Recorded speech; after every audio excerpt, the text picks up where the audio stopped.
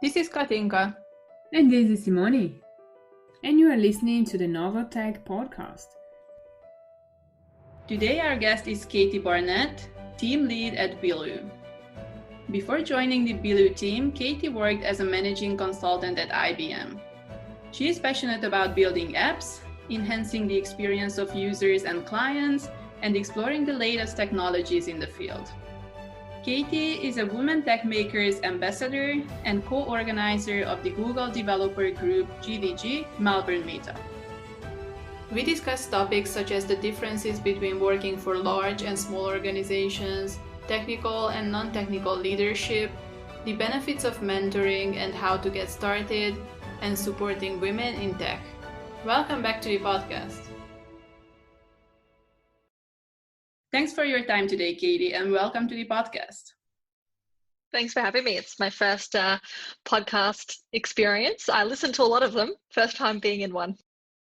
So you started out your career at IBM and you are at Bilue now. Please tell us about this tech journey of yours. What ignited your passion for the tech industry and what brought you to where you are today? Well, I've always been really interested in new, exciting things. I think it's perhaps a bit of a family trait. My grandfather was quite similar. I'm always, wanting to buy the newest tech, try out the new phones, try out new gadgets around my house, that sort of thing. When I was at school, I didn't really know that IT would be a career for me. Especially, I went to an all-girls school, and while we had computers and that sort of stuff, it was never seen as a good career. But after using computers a lot and playing with all this new tech and stuff like that, I just found that I had an aptitude for it. And so it was something I just sort of gave a try. And while I was at school, it was kind of my fun subject, something that I was doing as a bit of a relaxation while I did other more hardcore schoolwork. But it turned out to be the subject that I did really, really well at. And so then I went into doing electrical engineering and computer science, just to give myself the breadth of knowledge. And I think doing that sort of double degree at university gave me a way of thinking, which has really helped in my years as a consultant, both at IBM and Bilue. So, got into it kind of by accident, but been really enjoying it. IBM has over 350,000 employees in 170 countries, so it's a giant. While at Bilue, you are working with a team of about 40 people. How do these two environments compare? If you could comment on anything that comes to mind in relation to, pace, communication within the organization, culture, mission, challenges, ways of working, career progression, etc. How do you see these comparisons? Well, when I joined IBM, IBM was very good to me. I joined as a graduate. I got a lot of training, a lot of experience in a wide variety of projects in terms of technology, but also in terms of working with people and working with sizes of teams. I went from working as a sole developer on a project to working with a team of, 10, 15 developers, which is somewhat unusual in the tech industry, and especially in Melbourne. So, it was good being in a giant team. I also went and worked overseas, interstate, and got a lot of opportunities that way.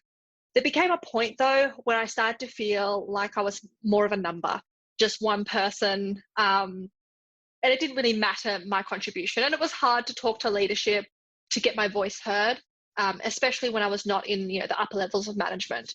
So I found that I had to make a change. And I'd been there for 9.5 years by the time I finished there. And I thought, it was time. So I was meeting a lot of people at meetups and found some people I liked talking with, and they eventually asked me if I wanted to come and work with them at Bilue. And it was such a massive change to go from such a large organization to such a small organization. But some of the things I really enjoy is that communication with leadership. Just today, the CEO rang me to ask me a question because he knew that I would know the answer, and I felt comfortable in giving him my opinion. Whereas when I was at IBM, that opportunity would never happen. And it would be a lot harder for me to get my opinion heard. Whereas at Bilue, it's much easier. If I have a problem, I could speak to anybody in the leadership, and they would listen to me. And I might be able to make some changes for the betterment of other employees at the company. The pace I find to be quite similar. Both are consulting organizations, so they expect a high amount from the employees. We're expected to work very hard and bring the best for our clients, which is a good thing. In terms of culture, I feel much more part of a family at Bilue, at a smaller company, compared to such a big organization like IBM. IBM did have smaller, sub areas, practices within such a big organization. And we did get that sort of culture from those smaller groups. And I did enjoy my time there. But I think with a smaller company, they're able to flex depending on what each individual employee needs and what the group needs in the smaller organization.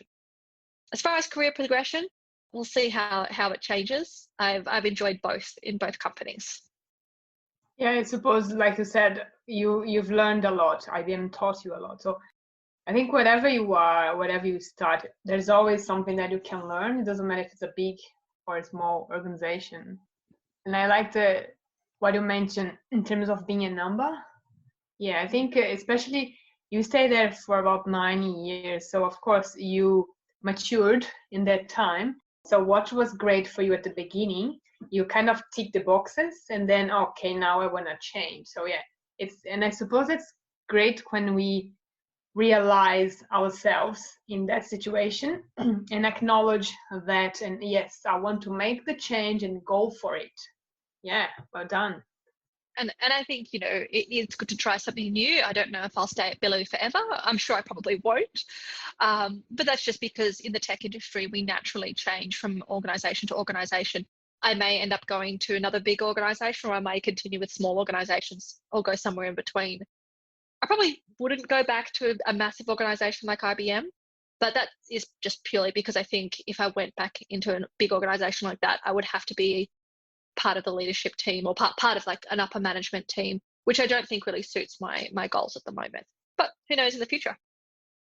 Yeah, I also just want to make a side note, because it sounds like you found your job through a meetup, through networking. And this is a topic that we explore a lot in this podcast. And it's great to see that you're a living example of someone who found a job through networking, and it is possible. So I'm really happy to hear that.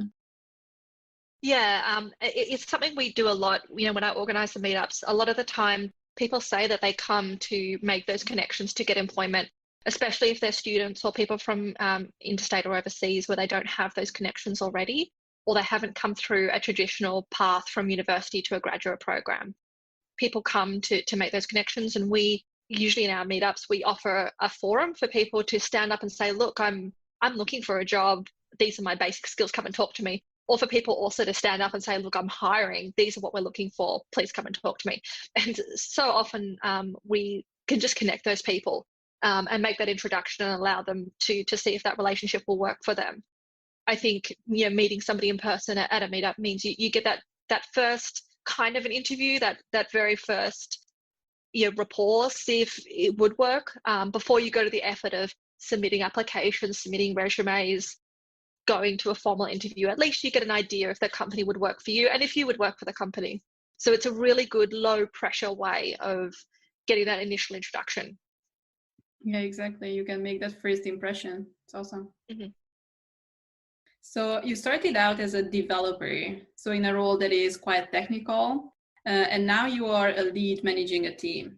How does one move from a technical to a more management kind of role? And what are your most and least favorite things when you compare the two? Are you still hands-on?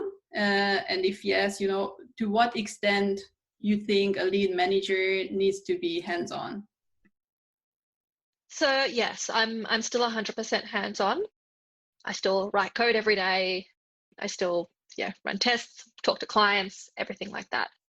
I made the move just because I liked working with more junior members of the team and helping them grow to be better developers. And so if you do it anyway, why not formalize the arrangement, which means you can then have impact on their careers and help them move up, which is a little harder if it's a more informal arrangement. So I think you can either have leads and managers that are hands-on or ones that are hands-off. The advantage of being hands-on is that you know what it's like in the trenches. If I speak to one of my junior developers, I can tell her that, this is what I would do in that situation because I did that yesterday. Or, I can have a look at her code and say, that is right, that's not right. This is how you could address the situation. If you step too far back from the technical day-to-day, you then don't have that that knowledge and that kind of technical authority to make some of those discussion points with your team members. And it's harder because you might not know the code base. I struggle with this when I work with somebody who works with iOS apps, because I have very limited iOS experience, and I mostly deal with Android. So, sometimes I can't look at their code and tell them any, tips or tricks, but I still at least know how they're thinking and what things to look out for. So in that point, it is great to be hands-on, but there often comes a point where as you move up the leadership and managing structure, you don't get to do that all the time. And so you still need to remember that what it's like to have those hands-on experiences. So I think it's really good when team leads or managers have been a developer or a tester or a BA at some point in their careers, because at least they know what it's like, rather than just making, sweeping statements or not being able to help the junior people with what they're doing. Yeah, so I think it can depend on what your team structure is as to whether you need to be hands-on or not, but I think it's always good to remember what it's like to be hands-on. And do you have tips for people who don't come from a technical background? I think pretty much have a go. Develop something yourself just as a side project in your spare time, or maybe even pair program with somebody. Spend the day in the shoes of one of your junior developers. Just sit next to them and say, "Can you show me what you do all day?" You may not understand the code, but you might start to appreciate some of their challenges and some of the maybe even risks involved in the work they're doing, so that you can at least understand when they come to you with a problem. You can say, "Oh yeah, I remember we worked on that issue," or "We had a similar one, didn't we?" That sort of thing. And if you've had a chance to try something on your own, you at least know the struggles that people put up with, and you might not be able to give them ideas on how to directly work through it, but maybe you could then go and find a senior developer or find somebody else who will be able to help them with that particular problem. What are the best ways to land a job in tech as an app developer? What advice would you give to people who are trying to enter the tech industry? What are the main skills, soft and hard skills they should have or should develop? And how do you learn new skills? When it comes to your experience, what tools do you use and what are your favorite resources to keep learning? So to address part of the question, what is the advice that I would give somebody going into the tech industry? Something that I always tell people, especially juniors going into new industries or going into new companies, is say yes to opportunities. I've got to where I have by looking for these opportunities and taking them on. So it might be scary, it might be something you're not used to, but if you say yes to those opportunities and give it a go, you get to learn those new skills. Because it's really hard to go and read a book, read a blog, do a course and take a skill and actually be able to apply it. Sometimes you do need to jump in there in the deep end and have a go and see what you can do. Obviously, you want to do that with a bit of a safety net. So it's find somebody else who already knows what you're doing. And that might be at a meetup, somebody else in the company, somebody else you went to uni with, and sort of speak to them about the problem and get their input. They will be able to help you directly with that. You can get them to review your code. You can get their tips on where to start. But the point is to start, not to just continually, sit on the edges. You've got to jump in. My story with Android development, I was a web developer. That was pretty much all I did. And I had no experience in app development. And the manager I had, this was at IBM, he knew that I really loved the tennis and I loved the Australian Open. He just happened to know that from discussion that we'd had. And he also happened to know the manager of the team in America who work on all the tennis tournaments, who build the apps for they used to build the apps for Australian Open, Wimbledon, Roland Garros, and US Open tennis. They were just talking. And that manager said that they needed an Android developer. And my manager at the time, he texted me, it was a Saturday afternoon. He said, "How quickly can you learn Android?" And I said, "I'll be good by Monday," because I knew that this was an opportunity that I couldn't turn up to work on this team. And, it was the best thing I ever did. It was so hard, like to jump on a team where I did not know the language of the code I was writing. I did not know the space, but I took that opportunity and it was really good. I had to spend several nights, weeks learning Android and how to code Android, and I made quite a few mistakes, but it was a fantastic thing to do and gave me a lot of opportunities. I did work at all of the tennis events, seen a lot of tennis, traveled to all over the world to do that. It was fantastic, but I wouldn't have been able to do that if I just didn't say yes to the scary thing at the start. So as far as the other sorts of skills that you should have going into the tech industry, there is that curiosity. So the desire to see, maybe a new Internet of Things light and say, I want to know how that works, and, give it a try programming something for it, to be able to think about doing that, to see an app you like and say, oh, I think I could make something better, and to give it a go. I think that's really important because it does make those connections. You then get something to show off to prospective employers.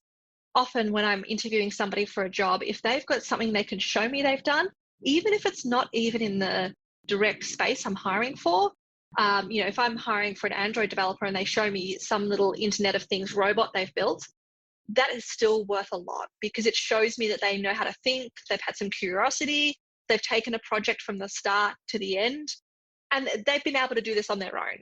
And so if you can show a portfolio of things you've done, especially if you have done all of the work yourself, it's no good showing something you've worked on in a team. You have to be able to articulate which parts you worked on. You need to have the skills to do those sorts of projects. So if you're going to get into the industry and you're sort of waiting for a job, applying for jobs, also spend some time creating your own little personal projects that you can use to showcase your talent and show what makes you different. And that will also put you to the top of the resume pile and make you stand out in other people's minds so that you will get that job. And how do you learn new skills? So for me, when I learn new skills, it's usually just by giving it a go and doing it on the job. I don't tend to spend a lot of time doing training courses. I usually do things on the job. I listen to a few podcasts on tech, but usually I use podcasts as more of my escapism.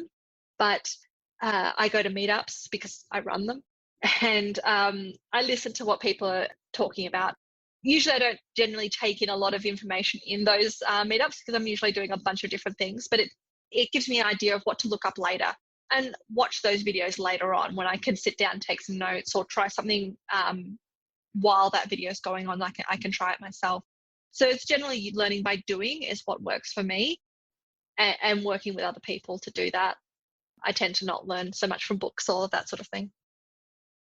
And when it comes to your experience, what tools do you use and or your favorite resources? You mentioned podcasts and meetups. Can you explore a little bit on that? So meetups, I think, obviously I go to the GDG meetups, which are directly related to my Google space of Android development, and I watch the videos that Google puts out for Google I/O and Android dev meetups, that sort of thing. So those are generally the resources I use for my Android development, but there are other resources in terms of for somewhat soft skills. I've been working with a professional mentor to work on my leadership skills. And that's been really beneficial to be able to have somebody to explain problems I've been having and work through those solutions and address them so I can respond better in another time. As far as hard resources, it's generally what a good Google search will give me for any particular topic. Stack Overflow, YouTube, they're all quite useful tools. I don't have anything really specific I go to all the time, because in the tech industry, you need to have the most up-to-date information. So I find that I really want to make sure I get that. Even sometimes when I'm using Google to find an answer to a question or find a topic, I use that time drop-down that's in the search tools, which often I'll limit it to the last year, because I know that this tech is changing so quickly that I only want to look at blog posts that happened in the last year, because there's no point looking at anything before that because it's changed since then. Yeah, I like that, because exactly before you didn't have much information. Now we have so much that if you're not careful, you ended up spending a lot more time filtering.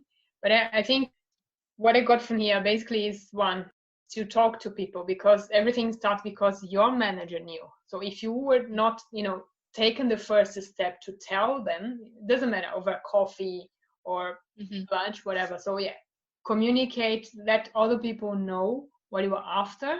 Doesn't matter in the company you are or whatever, because then they can remind when something comes up, and then the opportunity will come closer to you. Definitely, yes. And I think anybody getting into this industry, I know, especially with COVID, we're all working from home a lot, which is fine. But when it's safe, it is good to go into the office. It's good to spend that face time with the leadership team or the other people around you, because that's where you build that rapport, where people start to know, oh, that person's really interested in this topic, or they're really good at this piece of tech. You don't really get that if you're sitting at home only interacting over Zoom meetings, which we have to do at the moment. But when it is okay to do so, I say that people should go in and speak to their rest of their team in person and get across what makes them special, because otherwise it's really hard to make those connections. And it's always the thing that you see is the thing that you remember. So a leader who is staffing for a project that might be a really cool tech project, they're going to think about, who do I know who work on this project? If they've never seen you in their lives and they've only ever interacted with you a couple of times via Zoom, they may not remember you. If they remember that you were there in the office, you talked about how you loved mountain biking or something like that, they think, oh yeah, that person, they liked that thing, but they also were really good at Android development. Yeah, let's put them on that project. Just because we're humans, we make more connections when we're there in person. Totally agree. I think there's an old saying, you need to be seen to be remembered. That's, yeah. 100%. And if you are stuck at home, if you live somewhere different compared to your work colleagues, maybe work out ways you can get yourself remembered, via instant messenger like Slack or anything like that. Share that funny GIF, share what you've been doing on the weekend during a stand-up, because you want to be remembered and you want to have that rapport with your teammates. You don't want to be that faceless code monkey that requirements go in and code comes out. You want to be a real person to them. And you can do that even if you're not there in person, but it is harder, but it's something you should work on. What I also love about this story is that your manager trusted you to do the job, even without you having much experience with Android development. And you actually put your hand up because you were passionate about this, and you took a risk in a way. So really, in the end, it turned out to be a great learning experience for you. So it sounds like this is also a lesson in resilience in a way. It was a lot of trust. It could have been a great failure too. I was just lucky I was able to pull it off. I did speak to the manager of the team that I joined probably about 6 months or a year later, and I said, I was so happy to get on the team. I knew nothing about Android development. He's like, yeah, we worked that out. Your manager did say that you had 6 months experience. We pretty much worked out in the first few days you had no experience. But we thought you were nice, so we kept you on. So I think I was a bit lucky there. But, hard work paid off. When we look at your LinkedIn profile, one can see that you're passionate about building apps, but even more importantly about creating something that brings value to the users and enhances their experience when interacting with technology. You also talk about how over-delivering on a project ensures that what you create is always surprising and delightful. So my question is, what are the skills, traits, or tools that allow you to do this? So what is key in ensuring that our delivery is always surprising and delightful? How can we overcome difficulties and achieve excellence in every project we work on without burning ourselves out? And has your approach changed to this topic after you became a lead? If it has, in what way? So it's a little bit about passion. Like I always find that I deliver better on projects when I see people using the product I make. It's very different if you're creating an app that, your friend can use or your parents might use compared to if you're making something that nobody ever sees. And for me, I find that it's always great to be able to see something you've created in the wild. So you just walk down the street and you see somebody using the app you've made, and that's always the best feeling. And I think if you've got that passion, if you know that the product you're making is going to be used by people, you tend to try and put in that extra effort. And also, you're able to think about it yourself and put yourself in the user's shoes. When I develop an app and I can think about the user using it, for example, if it's a media player, I know what I want when I use a media player. I know that I want to be able to stop and pause, and I want to be able to use it from the lock screen, or I want to be able to do these other things where I want to be able to cast it to a Chromecast or something like that. I know what the user needs. And so I can make those decisions. I can talk to the leads of the project. So you have that those skills to think about how to develop a project and what would be useful. And that enables you to be more successful. Then it gets into a user's hands and they're happy with it, and they get that surprise and delight, oh, this feature exists. Whereas if you think you only follow what the requirements are, and you're only going to develop what is exactly fits in that square box, maybe there's an opportunity you could be missing to make that user happy, get more money for your company, or generally just provide something that is really cool. And we always want to build cool things. Some of the resources and things you can use for this is, as I said, thinking about how you would use it. But also, I make my dad try all the apps I use, because I figure if he can use these things and he doesn't have a big experience in technology, if he can use it, then I must be doing something right. If he looks at the screen and says, I don't know what to click, then I'm doing something wrong. Because we often, we're in a little bubble. We design and build pieces of technology, and we know how it works because we've spent a year working on it. We know that you should press this button before you press this other button because that's just the way it's done. But how does the user, who usually is given these pieces of technology, these websites or these apps without a user manual, they don't know that a green button means a good thing and a red button means a bad thing. I mean, often, the colors are not even that useful. Like, they don't know that these things, how they should work. But we do, because we've spent so much time with it. So it's really good to, try your app or your website on somebody else who doesn't know. Even stop people in the street and say, what does this look like to you? They might think you're a bit weird and run away, but it's a really good idea, especially if you do have, friends or family members who are not used to technology and, or maybe use a different type of phone than you do, or use a different computer than you do. Let's see what it looks like on their screen. The same if you happen to know somebody who is colorblind or has a disability. I've worked with people who are colorblind before, and I was showing them something really cool. They couldn't see any of it because they were colorblind. And none of us had thought about that on the project team, because all of us could see the right colors, and we had just assumed that everything was okay. But the people I was showing this to, they could not even use it. So I think you need to test these things. And it's not just the responsibility of a UI designer or user experience person or a QA analyst, a tester. I think it's the responsibility of developers as well. Just make sure that you can see these things and then call them out to your team if you do see some of these gaps, which could be opportunities that you could broaden the user base, make it easier for your users, and make more people happy.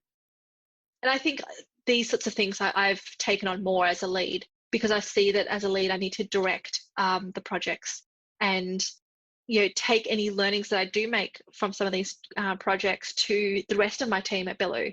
If I learn something in one project, I want to make sure that we do this in all our projects. So I need to take note of these things and use my experience to make sure that we don't repeat the same mistake and take on the same opportunities. Yeah, I'm curious to ask, just because I don't know much about app development. So are apps usually tested on users, and are they somehow developed in a continuous improvement kind of fashion, or how is this usually done? These days, usually it's a continuous improvement fashion. So we use agile methodologies. So for most of the time. So, we produce a feature and then we'll add another feature later on and continually put this out to users. Often we'll do user testing with the design. So we might have a prototype, which is usually something that's very low fidelity, that just is done by the designers, to test to see if people can understand what they see on the screen. They know what sort of button to press, but it doesn't work the way the app does. It might have some static data. It might not, allow the user to log in, that sort of thing. So we usually do that sort of testing.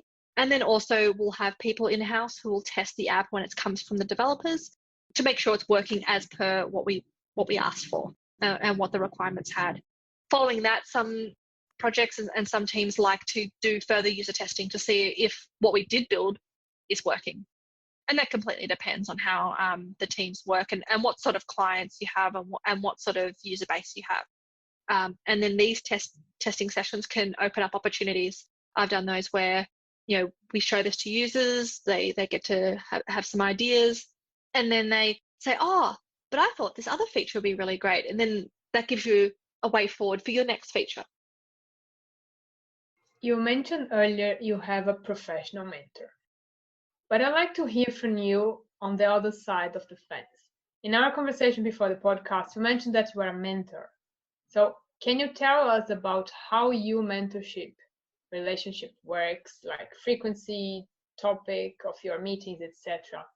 And what are you getting out of it? So basically, why should someone consider to become a mentor? So I actually once watched a very interesting talk about mentoring, and one of the things that the person giving the talk spoke about is the different levels of being a mentor. And it can be completely different for two people compared to what it would be for another two people. In the relationship I have with the person I mentor, it's very informal. We know each other socially through meetups.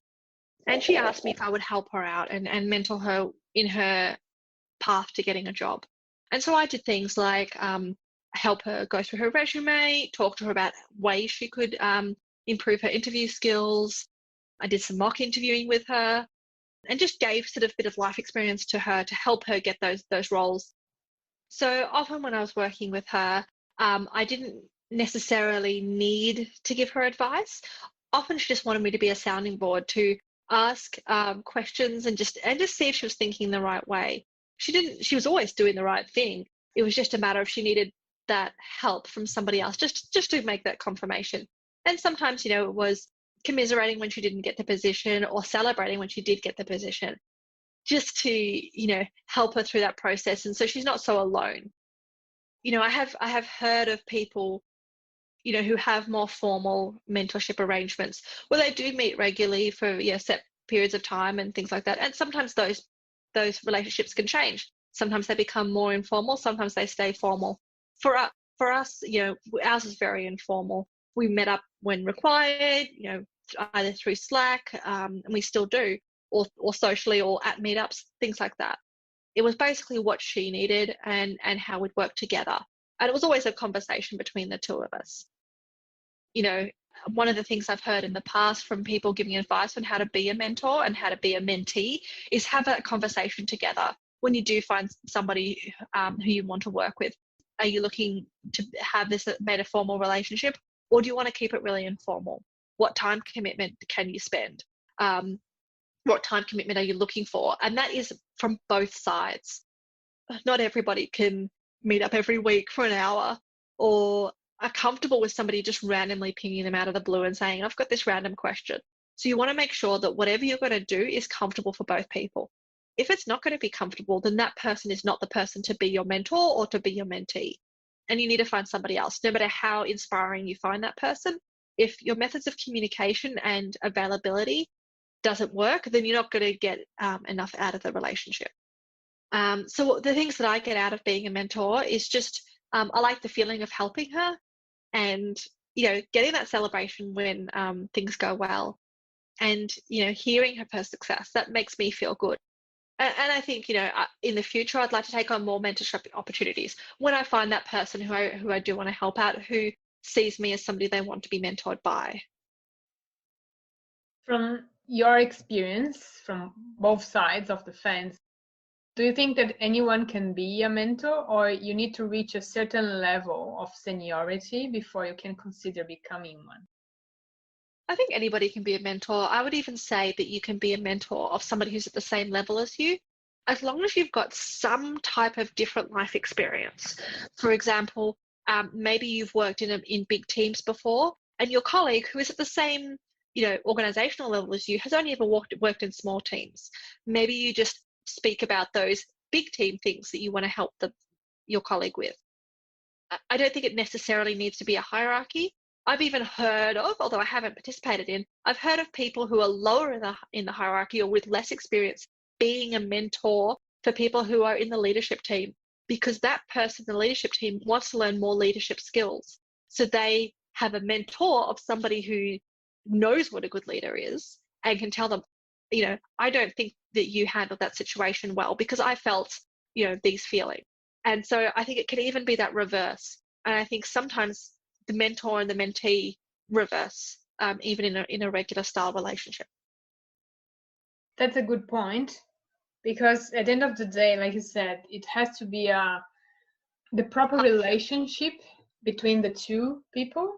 The communication style, whatever, if it doesn't have that alignment, of course, it's not going to be a pleasant experience. Can become more of a hurdle. So from your experience exactly mentoring other people, what would you say to the people who want to get a mentor? What if they don't have, what they should develop? For example, be proactive, of course, is number one, but what else? It's really hard to find a mentor. I mean, the current mentor I have was arranged for me by Bilue. If I didn't have that, it would have been hard for me to go find somebody. It's just like kind of dating. You always find those first conversations really hard, and you're worried the person's going to reject you or not have enough time to speak to you. And I think that, it's the biggest thing, is having courage. And it's hard to find the right person. Again, like dating. I think by going and meeting lots of different people in places like meetups or your organization are great places for that. Your direct team lead could be your mentor, but often it's really good to get somebody who's either not in your organization or in a different part of your organization, so that they have that objectivity. They don't work with you day to day. So you can have those really frank conversations with them and say, oh, this person on my team was acting really weird, or I felt uncomfortable in this situation, which you don't necessarily want to do with somebody who you're working with day to day. So I think look outside your immediate circle is what I'd say for people who are wanting to get a mentor, and don't be afraid to ask. It's quite easy just to shoot somebody a message on LinkedIn or over instant messenger or via email and say, I saw you speak at this event, or I noticed, you were talking about this at the company meeting, or we had that great conversation at the barbecue the other day. You want to give that little bit of context, but just say, I thought you were really inspiring. I really liked our conversation. I think there's a great number of things you can teach me. Would you like to be my mentor? Happy to discuss if this is something that would work for you. Like, I think, giving the person that context, so you're not coming out of the blue, you want to have actually kind of met them before, or at least have sort of some reason why you think they would be really good for you, and then making that approach. You might get rejected. They might also say yes. So I think you just have to take that first step, and that takes courage. Okay, so I would like to change gears a little bit here and ask you about meetups, because you are the co-organizer of the GDG meetup, so Google Developer Group Meetup. Please give us an overview of what the meetup is about. And I'm also curious why you signed up to become a meetup co-organizer in the first place. How and why did you join? And how does it contribute to your personal growth? What are your main takeaways so far? Well, I started going to a few of the Google Developer Group meetups just because I heard they were there and I wanted to learn some new things about tech. And I had some people say that I should start doing that because it is something to get yourself out there. And as I said, like maybe make new connections for employment or for mentoring, or even just make some new friends. And, we could always do with more friends. So I, just started to go to a few of those meetups, and I'm the sort of person, probably something in my personality type where, I often, help people as they're packing up or talk to people who are, doing things. And, I just started helping, setting out things and, packing up at the end of the evening. And before I knew it, I was doing that sort of every time. And they said, oh, do you want to come and officially help out? Because then if you are helping out with meetups like that, you then get to have a little bit of control, which is always really good. Because if you want to hear about a particular type of tech or hear from a particular speaker, what better way to do that than by organizing it yourself? Like if I want to hear a topic about, the latest and greatest Android library, I could ask somebody to sort it out for me, and they might do it if they feel like it, or I could organize it myself and hear from exactly the speaker I want and what suits me. So I think if you are really passionate about learning these new technologies and you want to be able to have those experiences, you need to kind of take a bit of the control yourself and drive those opportunities. So it does take a bit of effort from you, but you do get a lot out of it in terms of you get to hear what you want to hear. You get to have the meetups run the way you want them. With the team, we all make a discussion of how we want to run these meetups and what we think would be best for the attendees. But it does mean that you get to do what you want to do. And that's been a really good advantage. As far as my personal growth, one thing I've been wanting to do more is speak on technical topics. I've done a lot of speaking on a little bit similar to this podcast on my career growth, soft skills, things like that. Also on different projects I've worked on, and I want to speak more myself on technical topics, and being an organizer of meetup does give me more opportunities for that. So hopefully I can do more of that in the future.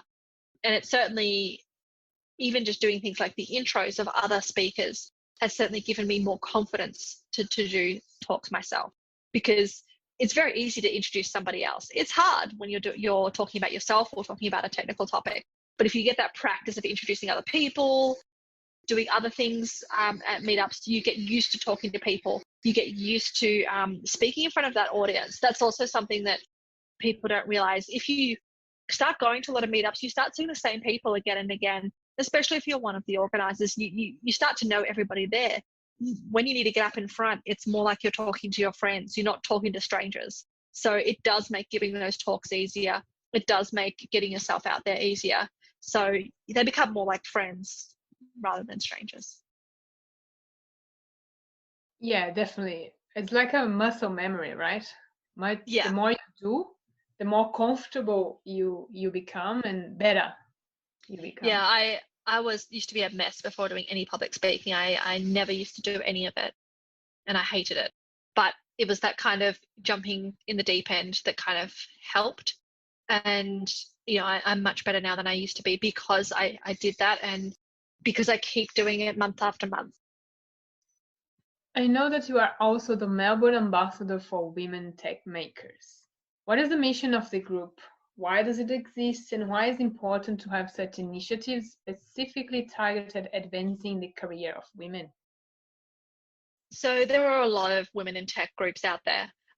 They all sort of have a similar mission in terms of empowering women and making them feel part of the tech industry, where often we are seen as, not part of the industry, marginalized, not treated with respect, or, our voices are not heard for various reasons. And I think that's why there's so many of these groups exist.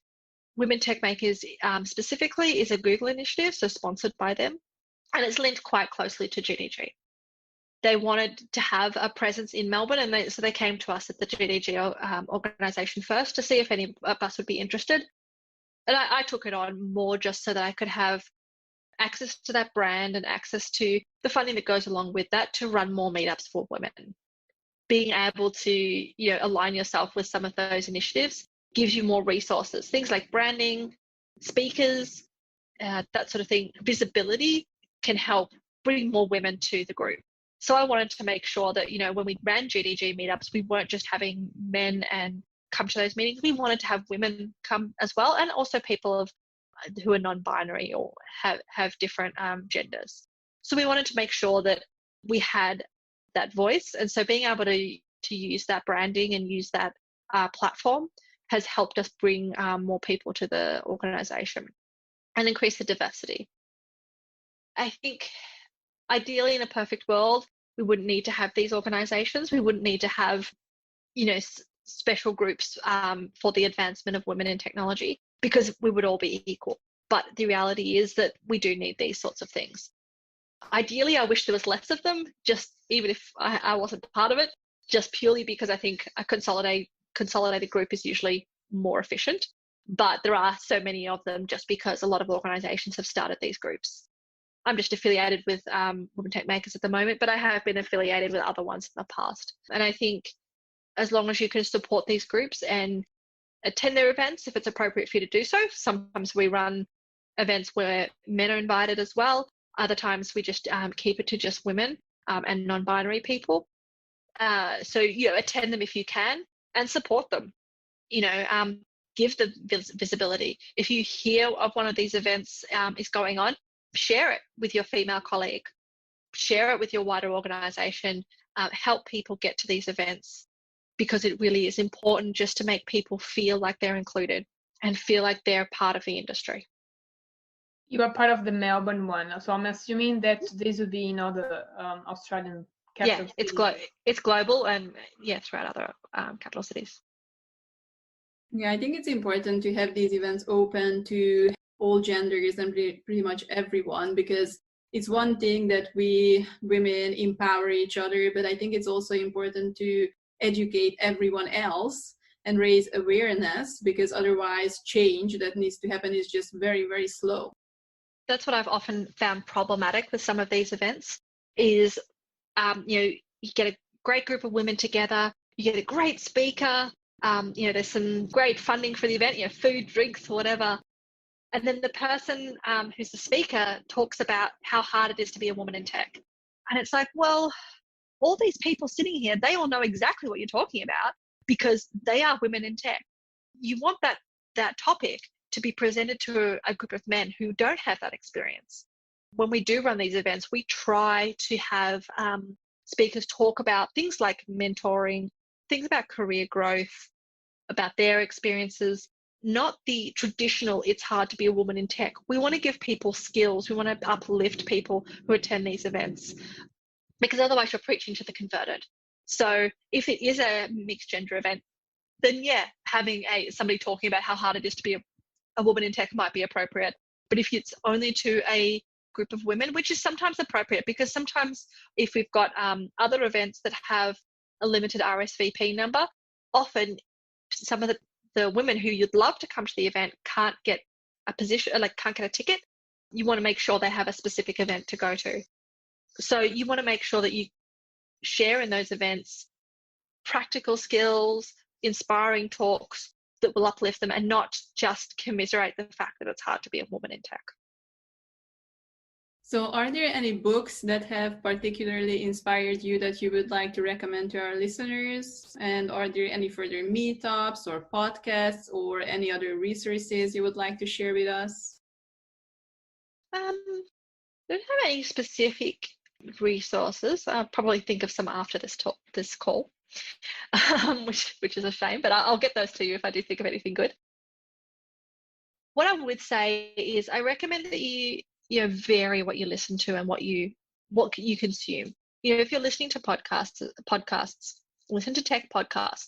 Also listen to non-tech podcasts. Listen to things from Australia or from the country you live in, and listen to things from other countries that you don't live in. Because I think with varied knowledge, with varied life experiences, that's how we learn new things. If you constantly live in the same echo chamber of just hearing the same topics from what you hear every day, from where you live, you won't get that breadth of experience. So, going to meetups, meeting new people, maybe challenging yourself and going to a meetup for a technology that's not the one you usually use, or even one that's a more broad group. I've gone to meetups which are just mobile people in general. So they have people from different apps, websites, other mobile technologies, just to get that experience and to hear somebody else talk. I went to one a couple of years back, and the person was talking about an internet connected knitting machine, which was super fascinating, but it would never have been something that I would have usually heard about if I had just stayed in the meetup that I usually go to, or I wouldn't have heard about if I had just stayed listening to the podcasts I usually listen to. So I think try those new things, even if you only listen to 1 or 2 episodes or go to 1 or 2 meetups, at least you've tried it. Yeah, definitely broadening our horizons. It doesn't matter where we are in terms of, career or development, age, whatever, industry. It's always a good thing, because like you mentioned, it's a matter of knowing more people and following your passion, being proactive. Then you have to be exposed, because if you stay, it doesn't matter how good you are in what you do, if nobody knows, what's the point? It's sort of like, the Schrodinger's cat type thing, like people don't know what you are like if you're sitting in a box by yourself. It's only by meeting people and getting those experiences with other people that they start to know what you're about and what you can be useful in. Can you be the right person for their role that they've got going? Could you be a great mentor for them? Could you be a good mentee for them? You won't know this if you don't start meeting people. And that could be virtually or it could be in person. But I think it's having that courage to go out there and do that is the hard part. But it's something we all have to do. So, Katie, is there anything else that you'd like to add or talk about it? I don't think so. I think pretty much what I just said was sort of the main gist. But what I would leave people with is take on new opportunities, even if they're really scary. I think facing our fears and jumping out there is the only way to get somewhere new and exciting. Putting yourself out there, it's what you need to do, and just get a friend to help you. If you are struggling to get that confidence, talk to somebody. Maybe they can go to a new meetup with you, or maybe they can help you have that conversation with somebody else, online. They can sit next to you and help you. But it's important that you get out there yourself. So whatever helps you do that, I think you need to do it. Yeah, I couldn't agree more. So the last thing, Katie, how can people connect with you? Well, probably LinkedIn is the best to find me. I do have a Twitter account. I very rarely use it. I generally only use it when I'm going to conferences. That's when I start tweeting. So the best way is LinkedIn. Other than that, come to one of the meetups I'm running if you're local and say hi. That's the easiest thing to do. I may be busy and running around, but I'll be sure to catch you later if I am busy. Yeah, I think I have been to one of them, and you had great food, great talks. Yeah, hoping to get back into it once it's safe to do so, when we can have groups of people together again. At the moment, serving food at events is not the greatest way to have crowds, COVID and all of that. But hopefully soon we'll go back to in-person meetups, because that's the ones that everybody really enjoys the best. I've even heard of a good way for students to save a bit of cash is to just go every night to a different meetup, and they get pizza at one meetup, they get sushi at another meetup, they get some chips at another meetup. Like, it is a good way to save some money and get your dinner for the evening. You might have to listen to a few interesting talks and meet a few people, but if you can hang out and contribute to the discussion, that's okay. I like that idea. And what could happen? I mean, what bad could happen, right? You may find your mentor in one of them, your next job. As long as you don't do the dine and dash, you've just got to, as long as you stay for the whole thing and participate, ask some good questions. I figure, one good question is worth a piece of pizza. So. Yeah, well, Katie, it's been a real pleasure chatting to you about app development, team management, women in tech and meetups. So thank you so much for joining us today. It was great. Thanks for having me. Thank you. Yeah, it was great.